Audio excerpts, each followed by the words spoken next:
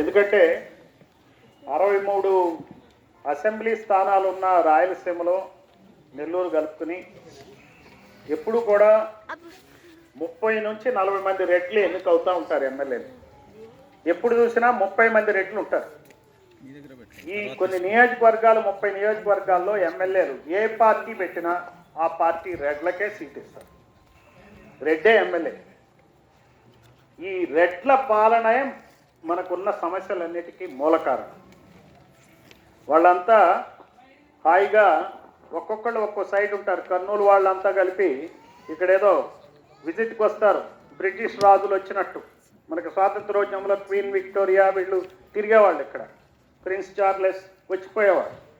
అట్లా ఒక నియోజకవర్గాలకు వస్తారు.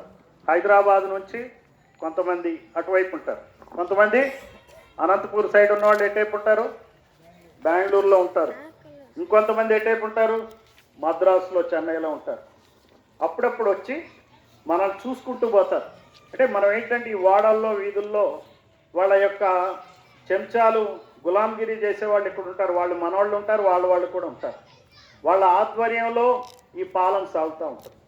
రాయలసీమలో ఉన్నంత పేదరికం ఆంధ్రప్రదేశ్లో ఏ ప్రాంతంలో కూడా లేదు, మీరు తెలుసుకోండి. రాయలసీమలో ఉన్నంత నిరుద్యోగం ఆంధ్రప్రదేశ్లో మిగిలిన ఏ ప్రాంతంలో కూడా లేదు. ఆంధ్రప్రదేశ్లో ఉన్నట్టు రాయలసీమలో ఉన్నంత నిరక్షరాస్యత ఆంధ్రప్రదేశ్లో మరెక్కడా లేదు, భారతదేశంలో మరెక్కడా లేదు. అంటే రాయలసీమ అంత వెనకబడి ఉంది. మరి నాయకులు ఎవరు? ఇక్కడున్న నాయకులు ఎవరు? ఇక్కడ ఎవరండి నాయకులు? నాయకత్వం వహించేది ఎవరు చెప్పాలి మీరు? రెడ్లు. ఏం ముఖ్యమంత్రులు ఎక్కడ? వాళ్ళు ఇక్కడ వాళ్ళే. వాళ్ళు బాగుపడతారు, వాళ్ళు బ్రహ్మాండంగా బాగుపడతారు. ఈ దేశంలో మీకు పైసలు ఎలా గురించి ఆలోచిస్తున్నారా? ఇప్పుడేమి లేదు కదా. ఏమ్మా అమ్మా కొంచెం ఇది అయిపోయినా మీ గురించే మాట్లాడతారా? వెళ్ళిపోతారా?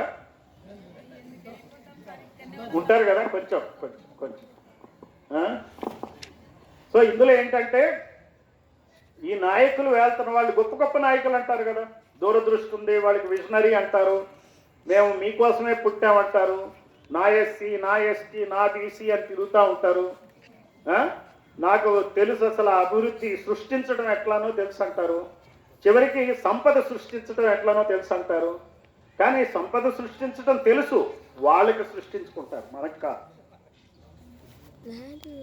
వాళ్ళ సంక్షేమం చూసుకుంటారు, మన సంక్షేమం కాదు.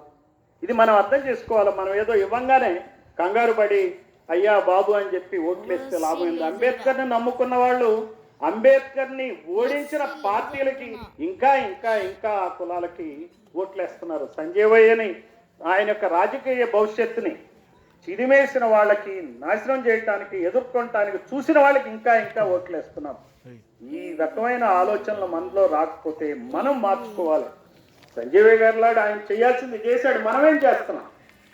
వేరే వాళ్ళని తప్పు పట్టడం కాదు, మనమేం చేస్తున్నాం? ఈ రోజున దేశంలో రిచెస్ట్ చీఫ్ మినిస్టర్ ఎవరు చెప్పండి? బాగా ధనవంతుడైన ముఖ్యమంత్రి ఎవరు చెప్పండి? ఎవరు? ఈ హయాంలో చంద్రబాబు మాజీ ముఖ్యమంత్రి ఉన్నప్పుడు ఎవరు? జగన్మోహన్ రెడ్డి. అంటే మన ముఖ్యమంత్రులు మాత్రం భారతదేశంలోనే అత్యంత ధనికమైన ముఖ్యమంత్రులు అవుతారు, మనం మాత్రం పేదవాళ్ళుగానే ఉంటారు.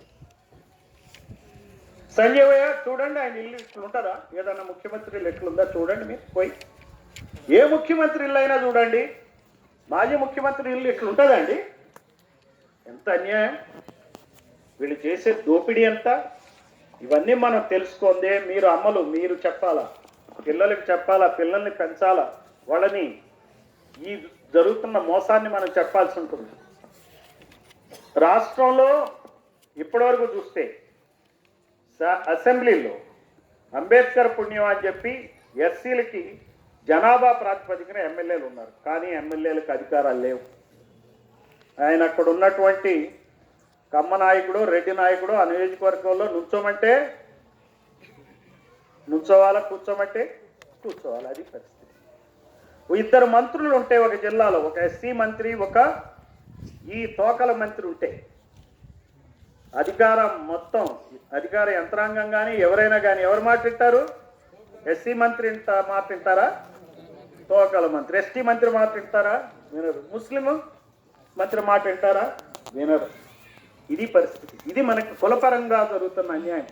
ఇక్కడ మతం లేదు, ప్రాంతం లేదు, కులమే అన్నిటికీ మూలం. సో బీసీ ఇంత అంబేద్కర్ అంత చేసిన ఎమ్మెల్యేలైనా అధికారం లేదు. ఎందుకు లేదు? వీళ్లతో పాటు అధికారాన్ని పంచుకోవటానికి బీసీలు లేరు, ముస్లింలు లేరు. అది మెయిన్ కారణం. పక్కన తమిళనాడు రాష్ట్రంలో అన్ని కులాల వాళ్ళకి ప్రాధాన్యత ఉంది. అందుకే ఈ రోజున విజయ్ అనే ఆయన గెలిచాడు. విజయ్ కూడా మన వర్గాల వాడే. స్టాలిన్ ఓడిపోవచ్చు, మన వర్గం వాడే. పళనిస్వామి గెలవకపోవచ్చు, మన వర్గం వాడే. బీజేపీ ఎంత కష్టపడినా గెలిచింది ఎంత? ఒకే ఒక్క సీటు. హస్తం కాంగ్రెస్ 5. ఇది పరిస్థితి. అంటే ఏంటి? అక్కడ బహుజన రాజ్యం నడుస్తూ ఉంది. పెరియార్ మార్గంలో వెళ్తా ఉన్నారు జనాలు. అందుకని ఎవరైనా వాళ్లే అవుతారు. మన దగ్గర ఆ పరిస్థితి ఉందా? ఆ సీన్ ఉందా?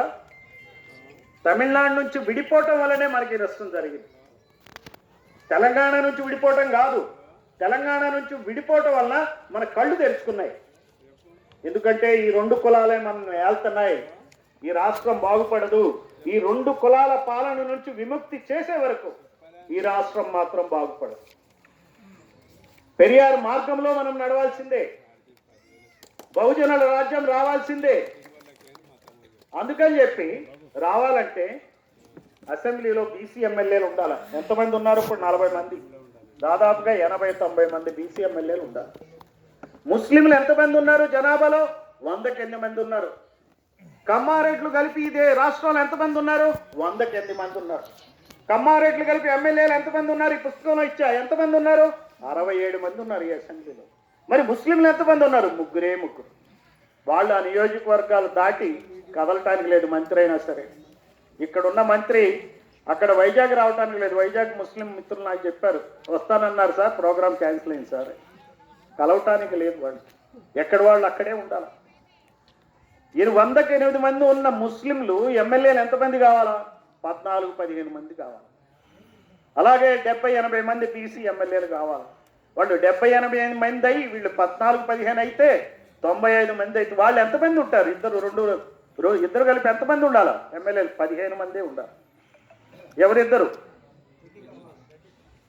ఇది పరిస్థితి. ఆ 15కి తగ్గించిన రోజునే ఈ రాష్ట్రం బాగుపడుతుంది. లేకపోతే అంతవరకు బాధ. అందుకే నేను ఈ బుక్ రాసింది. ఈ కులాల ఎమ్మెల్యేల కులగణన మనకు తెలియాల. ఎంపీల జోలికి నేను పోట్ల. ఎందుకంటే రియల్గా పవర్ ఎవరి దగ్గర ఉంది? ఎమ్మెల్యే దగ్గర ఉంది. MLA real currency. ఎమ్మెల్యేలు లేనిదే ఎంపీ కూడా ఏం చేయలేడు. ఎంపీ ఎమ్మెల్యేలను కలుపుకుని వెళ్లాల్సిందే. ఎమ్మెల్యేలే రాష్ట్ర భవిష్యత్తుని, దేశ భవిష్యత్తుని నిర్ణయిస్తారు. ఇక్కడ ఎంపీలు ఎవరయ్యేదే ఎమ్మెల్యేలు గెలిచిన దాన్ని బట్టే ఉంటుంది. ఎప్పుడో ఒకప్పుడు అటు ఇటు అవుతాయి, కానీ సాధారణంగా అలాగే ఉంటుంది. ముఖ్యమంత్రి ఈ వర్గాలకు చెందినవాడే ఉంటాడు. వాళ్ళ ఎమ్మెల్యేలు ఎక్కువైతే, రెడ్లు కమ్మలు ఎక్కువైతే ముఖ్యమంత్రి వాళ్ళ వర్గాల వాడు ఉంటాడు. మన వర్గాల వాళ్ళు ఎప్పుడైతారు? ఎందుకు దామోదరం సంజయ్ గారు ఎందుకు ఉండలేకపోయాడు? ఆయన వర్గాల వాళ్ళని పెంచుకోవడానికి ఆయన చూశాడు. ఆయన ఇంకొక టర్మ్ ఉన్నట్టయితే ఆయన హయాంలోనే కాంగ్రెస్ పార్టీ ఇక్కడ గెలిచింది. ముఖ్యమంత్రిగా ఉండి పార్టీని గెలిపిస్తే ఆయన్ని రాష్ట్రం నుంచి తప్పించి కేంద్రానికి పంపించారు రెడ్లు. నీలం సంజయ్ రెడ్డి, ఆయన ముందు నీలం సంజయ్ రెడ్డి ముఖ్యమంత్రి. ఆయన కాదని నెహ్రూ సంజీవయం చేస్తే, సంజీవయ్య మళ్ళీ కాంగ్రెస్ పార్టీని అధికారంలోనికి తెస్తే ఈయన సంస్కరణలు చూసి ఈయన ఒక అంబేద్కర్ అయిపోతాడు ఆంధ్రప్రదేశ్కి అని చెప్పి దాన్ని తప్పించడం కోసమే వీళ్ళ పాలన, వీళ్ళ దగ్గరికా మనం వెళ్ళాలి, ఈ బీసీల దగ్గరికి, ఎస్సీల దగ్గరికి, ముస్లింల దగ్గరికా మనం వెళ్ళాలా? ఎందుకు వెళ్ళాలా? మనమే వెళ్ళాలా అని చెప్పి ఈ రోజున ఆయన్ని సంజీవయ్యని ఢిల్లీ పంపించారు. వాళ్ళ యొక్క కార్యక్రమాలు అలాగే కొనసాగుతూ ఉన్నాయి. కమ్మల పార్టీ వచ్చినప్పటికి కూడా రెడ్లను తట్టుకోవడానికి రెడ్లకే సీట్లు ఇచ్చారు వాళ్ళు.